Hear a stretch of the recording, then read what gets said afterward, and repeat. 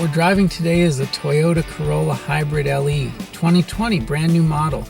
If you look on the outside, it looks like a Toyota Corolla, and inside the same. But the magic of it is it's got a Prius drivetrain, so you're going to get about 52 miles per gallon combined with this car.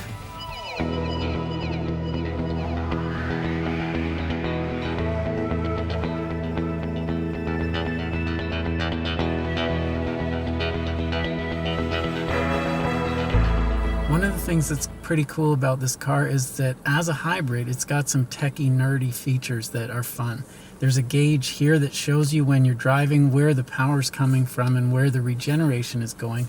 There's also a bigger version of that gauge on this same screen if you want to see that. And there's a version of that on the dashboard in front of you. So lots of ways to keep track of how you're doing as far as your lead foot goes. One of the things that I like about this car, as a person who's not terribly crazy about hybrids in some senses, is that most of the time you don't know you're driving a hybrid. Now, that's not true when you first get in the car.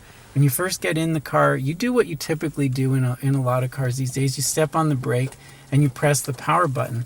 But then it feels like nothing happens because, in a sense, nothing does happen. The batteries are activated so that your first few miles per hour, when you're going slowly away from your parking spot, you're using electricity, you're not using the gasoline engine. After that, 15-20 miles an hour, you really don't have any idea other than the gauges on the dash that you're using a hybrid car. It drives just like a Toyota Corolla should.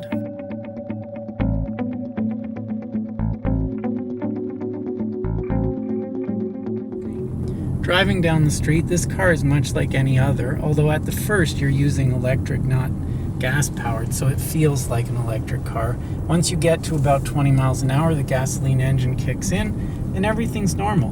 The tires are a little bit noisy. I don't like that very much, but that's a minor complaint and something you could correct as an owner. The braking is good. Nice car to drive. There are some rattles in the body that I kind of didn't expect from a Toyota. This is a press car, but it's not a brand new one, 10,800 miles. But when you're at highway speed, you hear a lot of rattling up in here or somewhere in the A-pillar maybe. So I don't know that it's screwed together quite as well as you might expect a Toyota car to be.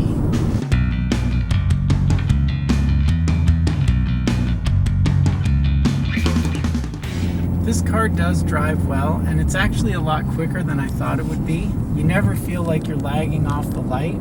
The one thing that's a bit odd is the way the steering feels. It's super heavy, but then it seems like it takes the car a minute to catch up to where the steering wheel is positioned. I think that's something that might have to do with them trying to make the car feel a little bit more solid and substantial than what it actually is, but it's a bit disconcerting when you're driving down the road.